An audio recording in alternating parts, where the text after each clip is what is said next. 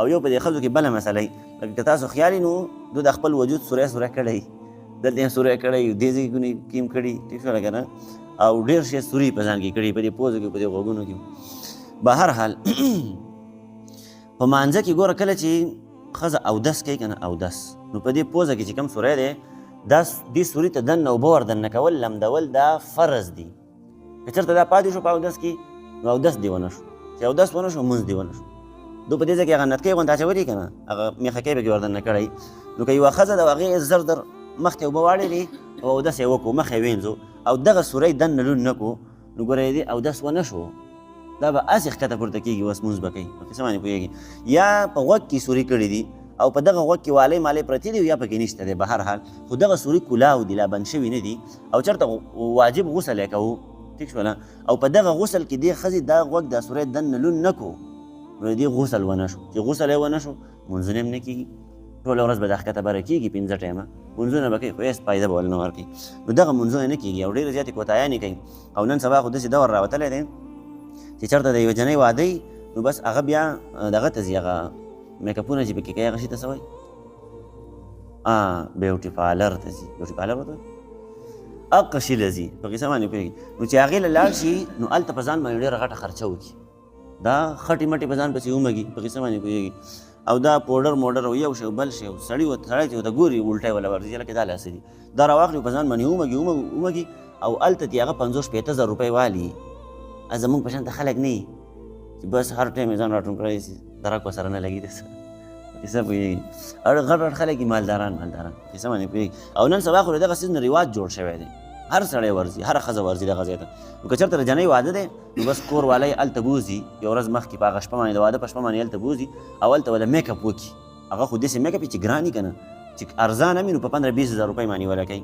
نو هغه روپۍ چې دې ولګي په هغې باندې نو اوس ګوره د واده په شپه باندې میک اپ وشو سبا له د واده ورځ ده سبا به ټوله ورځ دا دقسې ناست دی مخ به نینځي ځکه چې هلکه میک اپ خرابېږي داسې به کوي که نه به کوي میک اپ خرابېږي 15-20 هزار روپۍ پرې لګېدل دي سهار مونځ به هم نه کوي ماسپښین مونځ به هم نه کوي مازدیګر به هم نه کوي ماښام به هم نه کوي ماسخوتن به هم نه کوي که چېرته په دغه شپه باندې د خاوند سره میلاو شو سهار له بیا دې اودس مودس کړی په کیسه باندې پوهېږي بیا به له ځان نه هغه کیسې میسې اینځلي خو دغه د ټولې ورځې دا مونځونه د دې ښځې نه پاتې د څه د وجې نه هلکه په 15-20 هزار او په 30 هزار روپۍ باندې ځان له میک اپ کړی دی او دا میک اپ خرابېږي بله مسله دو په دې نوکونو باندې هغه څیزونه لګوي سره ناخون پالش هغه څیز پې ولګوي نو هغه ته جوړوي ته مطلب دا دی چې یاره دلته زه اوس ایل پې واړم نو بیا چې هغه داسې راجدا کوي نو داسې صادر شانته یې کړی یا په دې لاس باندې ایل پې واوړي نو چې داسې راجدا کوي وچه شي بیا هغې داسې صادر شانته کړی پاتره یې کړي خیال یې مو دقې ته ته ویلی کېږي دغه پاتره نو چې هغه ناخون پالش یې په دې ځای باندې ولګول نو دې هغه پاتره کړي دا په دې نوک پسې د پاسې ننښتي ټیک شولی جي نو دا اوس که دا اودس مودس کوي غسل کوي نو دا نوکونه لاندې نه لمدېږي او چې نوک لوند نه شو اودس ونه شو غسل ونه شو مونځ دې هم ونه شو نو دې قیسو میسو او چې تپوس دې وکړه لکه دا شیزونه دې لګول دي دا څنګه چلې اودس مودس څنګه کوي یا په غوږونو کې دغه لګول دي دا والۍ دې لګول یا په پوزه کې دغه څیز لګول دی نو دا ته په اودس کې لمدې دا سوري که نه هغه وایي پته نه لګي چې لمدېږي به که نه به لمدېږي نو دا ورسره اړو احساس نه د مونځ نه ګپ شپ جوړ شوی دی د عبادت نه ګپ شپ جوړ شوی دی او په ښځه باندې خو دونه څه شته دی نه ګوره تاسو ته پته ده ښځه ډېره په اسانه باندې جنت ته ځي ښځه دې د الله جل شانو عبادت کې 5 وخته دې مونځ کوي روژه دې نیسي ټیک شوله که نه دا دې د خپلو بچو تربیت کوي او د خاوند دې خیال ساتي د خاوند حقوق دې ادا کوي دا ښځه ډایرک په ډایرک جنت ته دا به جنت ته ځي اب روز مې هسې سوچ کوو داسې ناست و که نه کور کې یو ماشوم جړل زما یو خوره یو ماشوم دا خورزه مې وه هغې جړل که نه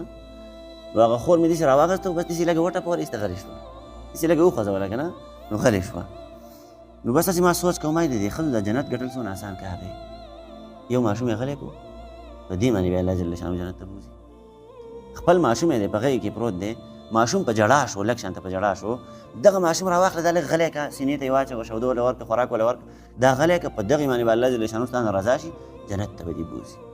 بل معمولي کار دا دی چې د خاوند خیال وساته بس د خاوند خبره منه د هغې جایز احکامات منه د هغې جایزه خبره منه په دغې باندې به تا الله جل شانو جنت ته درنه کوي د الله جل شانو عبارت دی مونځ دی 15 ټایمه یې کوه که نه په کور کې ناستې څه کړي 15 ټایمه مونځ وکړه د خپلو بچو خیال وساته د خاوند خیال وساته روجې نیسه فرض روجې بس ته ډایرک جنت ته یې ډایرک به جنت ته رسي دا خبرې هم ښځو ته رسوئ صحیح ده که نه دا ورته وایي بایي ستاسو جنت ګټل ډېر اسان کار دی هېڅ مشکل پکې نشته دی نو که دغه منځونه زمونږ صحیح شي او دا چې معمولی سړی نور داسې لږ لږ نیک اعمال ورسره کوي او دغه د خاوند او د بچو خیال ساتي، د خپل کور حفاظت کوي به هر حال. د خاوند چې د دې سره کم امانت دی د هغې خیال ساتي، د هغې حفاظت کوي. نو انشاءالله د الله نه امید ده چې ډایرکټ به یې جنت ته بوځي. دا د پیغمبر علیه صلات وسلام حدیث دی. ښځې دغه یو څو کارونه وکړي بس الله جل شانو به دا په خپل ذمهوارۍ باندې جنت ته داخلوي. څه باندې رسېږي. بهرحال مانځه متعلق خبره مې درته کولی چې مونځ سره ټوکې موقې نه دي کول پکار، او د سړو په سړو باندې خو غټې مسلې دي. سړی خو د بهر سړی دی که نه، هغه باندې خو لین دین دی، معاملات دي، پې خلکو سره لین دین راځي، بهر تجارت کوي، کاروبار کوي، حرام او حلالي پکې راځي، یو شی بل شي. نو د سړو لانجې سیوا دي د ښځو په نسبت سره، د ښځو هغه بیا ډېرې زیاتې کمې دي. نو بهرحال د مونځ خیال ساتئ ښه. مونځ د الله جل شانو فرض عبارت دی او په هیڅ توګه باندې ګوره د دې معافي نشته دی